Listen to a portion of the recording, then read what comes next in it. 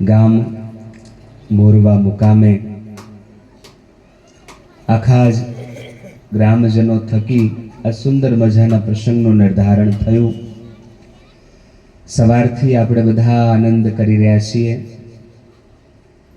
અને એ આનંદ તમારા જીવનમાં હંમેશા બન્યો રહે એ અર્થે सदगुरु कबीर साहब कहे छे, अब हम आनंद को घर पायो, जब से कृपा भई सतगुरु की अभय निशांग बजायो, अब हम आनंद को घर पायो.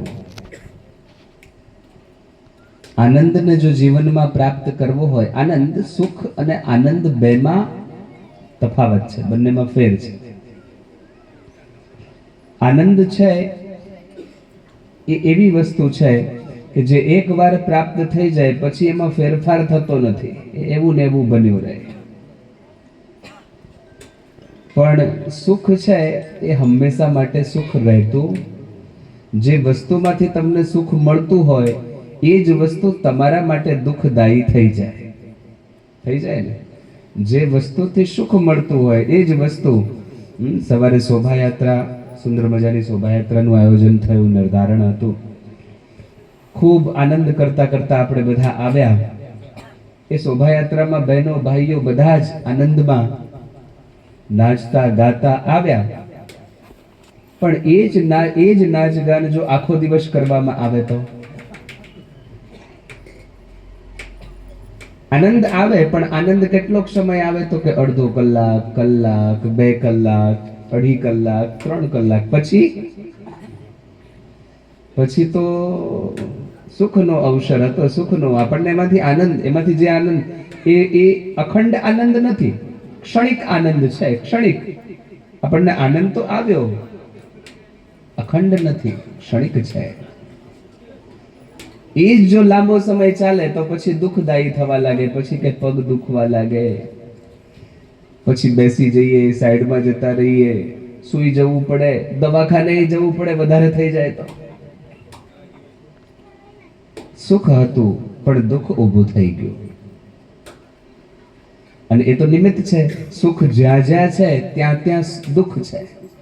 જ્યાં સુખ છે ત્યાં દુઃખ છે, અને જ્યાં દુઃખ છે ત્યાં સુખ છે. સમજાય છે? જ્યાં દુઃખ છે ત્યાં એના પછી સુખ છે, અને સુખ છે તો એના પછી દુઃખ છે. આ તો ચાલ્યા જ કરે છે. જીવનનો ગ્રાફ છે, એક પ્રમાણેનો ગ્રાફ સમજો છો? નકશો એક પ્રમાણેનો એવો છે કે ઉપર ચડે છે પછી નીચે ઉતરે છે. કોઈ ઈસીજી કરાવ્યું હોય, ઈસીજી રિપોર્ટ નીકળે ને તો ઈસીજી રિપોર્ટમાં તમને કંઈ ખબર ન પડે, પણ છતાંય આપણે જોઈએ ખરા ધારીને આ હું છે. હું આવો લાંબો પટ્ટો આલ્યો હોય ડોક્ટર, પાછા બીજા કોઈ ઘરે આવે ને એને બતાવીએ, લ્યો આ મારો રિપોર્ટ છે. ઓલો ક્યાં ડોક્ટર છે, એને બતાવીએ તો ઓલો આમ કરીને પાછો એ કારીગર એ આમ ખોલી કરીને જોવે. એને કંઈ ખબર પડતી ન હોય. એટલે કે સારું લાગે તો કંઈક છે, પણ હું લાગે છે તને? ક્યારેક ઓલું લાઈન ઉપર જાય છે, ક્યારેક નીચે આવે છે, પાછી ઉપર જાય છે, પાછી નીચે આવે છે.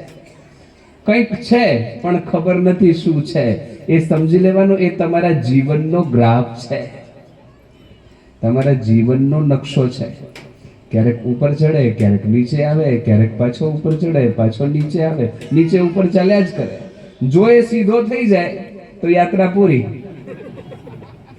સમજાય છે? એ લાઈન ન ઉપર કે ન નીચે જાય, ન ઉપર જાય, સીધી લાઈનમાં ચાલવા લાગે તો પછી તમને કોઈ રાખે નહીં. આ યાદ રાખજો, કોઈ ન રાખે. સીધી લાઈન થઈ જાય તો વાત પૂરી કહે. જીવનનો ગ્રાફ.